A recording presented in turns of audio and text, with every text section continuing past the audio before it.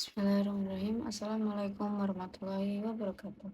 Perkenalkan, nama saya Isa Trojana dari Prodi PG PAUD NIM 8577651115. Di sini kita akan membahas tentang filsafat ilmu dan isu kontemporer dalam pendidikan nasional.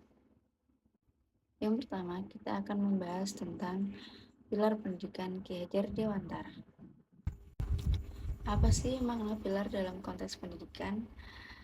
Makna pilar dalam konteks pendidikan itu sebagai dasar, landasan atau tiang penyangga yang menjadi kekuatan utama dalam penyelenggaraan pendidikan.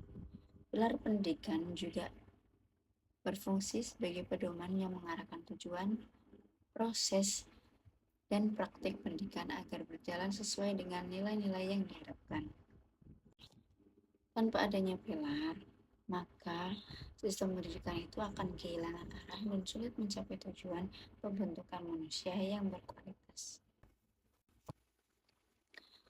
Ada filosofi pilar penting yang dikemukakan oleh Ki Hajar Dewantara, dan filosofi tersebut berbunyi Ingarso Sungtulodo ing Madya Manungkarso Tutpuri Handayani. Ingarso Sungtulodo, di depan memberi teladan. Artinya, seorang pendidik itu harus menjadi contoh yang baik bagi peserta didiknya.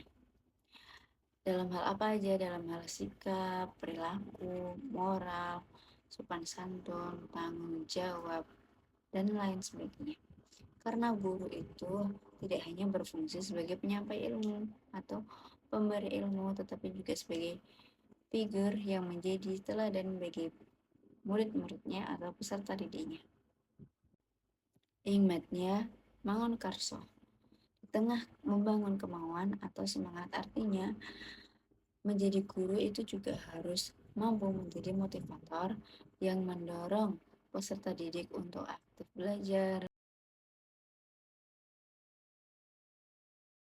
Walaupun gurunya tidak bersemangat, tapi dia harus memberikan semangat untuk murid-muridnya. Tuturi Handayani, di belakang memberi dorongan.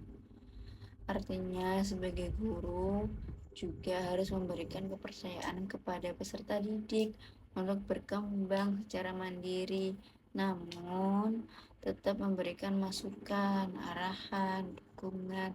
Jadi tidak membiarkan peserta didiknya itu berjalan sendiri.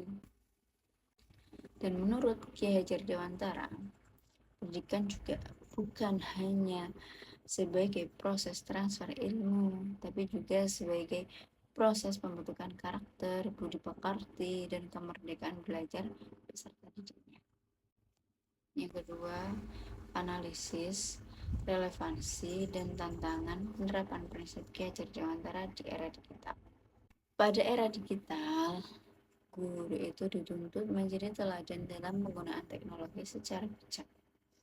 Guru juga perlu menunjukkan etika digital yang baik seperti menggunakan sumber informasi yang valid, terus menghormati hak cipta, sopan santun, dan tanggung jawab. Contohnya, seperti contoh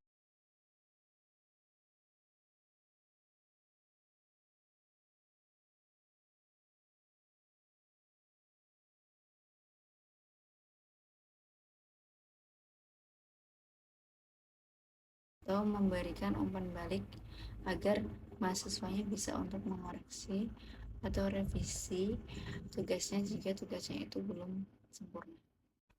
Relevansi prinsip Immatia Mangunkarso.